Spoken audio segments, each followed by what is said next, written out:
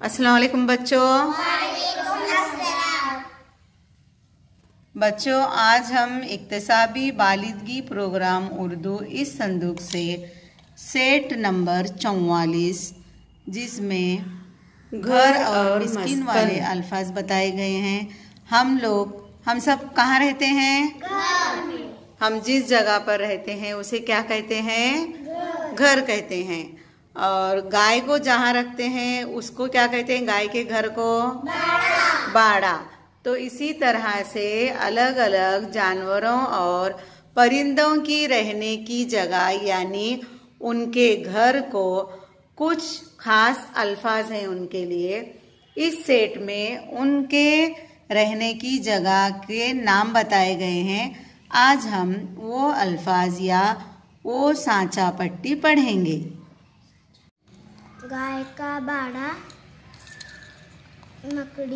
मकड़ियों का जाल। मकड़ी का जाल। चलो तुम पढ़ो।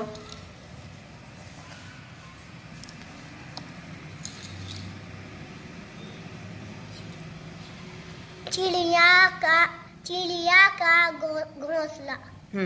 वो रखो, दूसरा पढ़ो। मुर्गियों का डरबा।